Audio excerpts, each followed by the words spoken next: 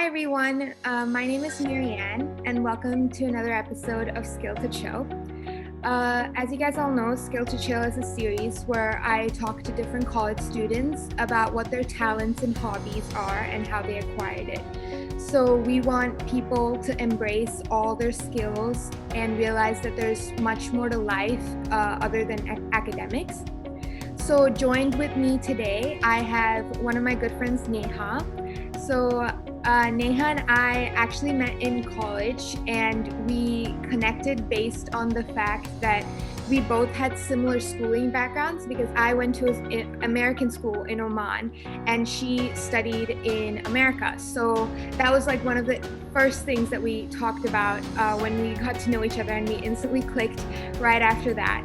So without further ado, let's go on to you, Neha. Tell me like what your skill to chill is. Hi, so I would say my skill would be dancing. I've been dancing for many years now. I think since I was like 5, and I've done many styles: Bollywood, Bharatanatyam, and a couple of Latin dances. And I just think it's like a stress buster, just a break from like college and all these like hectic assignments. And during the lockdown, I picked up teaching English, because like the kids around my area, they're in government schools, and because of COVID, government schools are shut, so they've been out of school for like over a year and a half now, and they're just roaming around the streets doing nothing. So I just thought, why don't I just teach them English? And they've learned a lot. They speak pretty good English now. Okay. So you said you picked up dancing. Why did you take up dancing in the first place? What made you take up dancing? Well, I think when I was younger, like just when music played, like I just started moving, and it just spoke to me so much. And dancing became like a serious like hobby, like a skill, when I saw kuchipudi. Growing up in America, like I didn't have much like of an Indian connection, but I saw kuchipudi and how beautiful the dance was, and how they used to enact all these God stories, and it just clicked, and I started performing on stage. And yeah, from there I picked up a lot of styles, and it just makes me the person I am right now. And what about teaching? What made you take up teaching? Honestly, I just felt so bad, because these kids, like, it's just like, that term gully kids. They were like the stereotypical gully kids. They would just go around saying all these bad words, and just like being all like rowdy and whatever. So I just wanted to teach them, like, I feel like teaching them English, and just like I mostly taught them discipline, just how to be a good person, like what to do with your life, and to give them hope. Like in today's day and age, I feel like a lot of people are very much glued to technology, and as days go by and as we go into the future, I feel like everyone's going to be so involved in technology that they're not going to have as many skills as people in the past do. So from your point of view, what do you think are some skills that are just needed for every teenager? I think the most important one would be communication. We are growing up to be a lot more insecure and inferior, and I feel like that's stopping us from speaking up for ourselves. And it's just, we assume things, and I just feel like communication just needs to be taught. Like a lot of kids just especially me, before this interview, I was freaking out, because I have a stutter problem, and it just makes me insecure. So I think like a lot of kids are not being like accepted, or like they're just scared. So I feel like communication is the most important skill.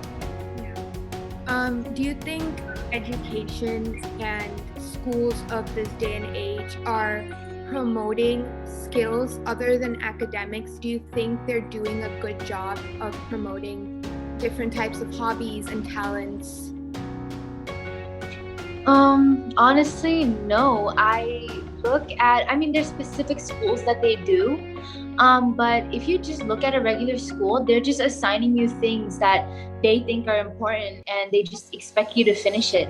Like if you take online school right now, a lot of kids they're not doing their best. They're just sleeping during classes, or they're just doing it for the sake of it. Like everyone right now, they're getting grades just to get a job. They're not going to school to get knowledge. So they're not teaching the essentials of life. Like there's a lot of kids who just grow up not knowing the basics of life.